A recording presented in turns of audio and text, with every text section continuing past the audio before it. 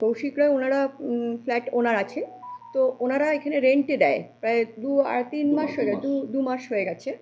তো ওনাদের অ্যাক্টিভিটি ঠিক ভালো ছিল না, মানে আমরা প্রথমে তো বুঝতে পারিনি, আমরা প্রথমে চলন এই সেই, তারপরে এবং যে ভদ্রমহিলা আছেন আর কি, 2জন পরিচারিকা ছিল, একজন মেয়ে একটা ছেলে, এবং আমরা তার ওপর নজরদারি করার পরে ওকে যখন আমরা ওর ভ্যারিফিকেশন সব জানতে চাই যে আপনাদের কি ডকুমেন্ট আছে, সেই ডকুমেন্ট ঠিকমতো দিতে পারেনি এবং আমাদের কমিটির লোকেদের সাথে প্রচণ্ড পরিমাণে মিসবিহেভ করেছে, তখনই আমাদের একটা সন্দেহের দানা বাঁধে। এবং আমরা অনেক দিন থেকেই দেখছি ওই ভদ্রমহিলা যখন নাও থাকে তখন ওই পরিচারিকার হাতে ওর একটা ছোট্ট বাচ্চা আছে, তাদের ওপর ছেড়ে রেখে প্রায় দিনের পর দিন বেশ কিছুদিন আউট অফ সোদপুর থাকে, মানে আউট অফ ফ্ল্যাটও থাকে।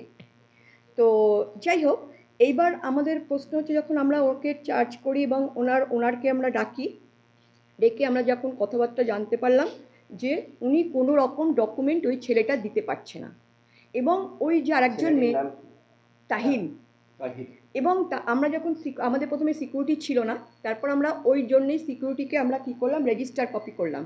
ওই তাহিন কি করছে, তাহিন কিন্তু সবাইকে বলে বেছে, তখন যখন রেজিস্টার কপিতে ওর নাম লেখাতে তখন ও সেখানে নাম কি লিখেছিল, শুভ। দিয়ে বলছে আমার ফোন নাম্বার জানা নেই, আমি ওপরে যাচ্ছি, আমি ফোন নিয়ে আসছি।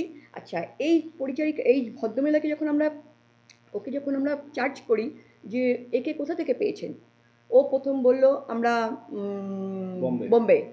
আচ্ছা, তারপর যখন আমরা সবাই মিলে তখন বলছি যে না, মানে মিনিটে মিনিটে উনি ওনার পাল্টে যাচ্ছেন, অ্যাড্রেস চেঞ্জ করছেন, ওনার কোনো কথাবার্তার লিঙ্ক নেই, ঠিক নেই। তারপরে বললো সোদপুর, তখন আমাদের কমিটির লোক বললো ঠিক আছে চলুন, সোদপুর থেকে আমরা বাড়ির থেকে ও ডকুমেন্ট তুলছি।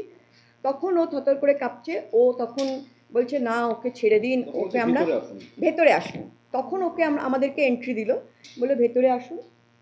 ভেতরে এসে ওর সঙ্গে কথাবার্তা বলার পরে বললো ওকে ছেড়ে দিন, আমরা ওকে সে কি অপারেশন হয়েছে, অমুক হয়েছে, এই সব বাংলাদেশ থেকে নিয়ে এসেছি, মানে এরকম কথাবার্তা বলে পরে লাস্টে আবার বলছে ওকে শিয়ালদা স্টেশন থেকে তুলে নিয়ে এসছে, এই 2 মাস।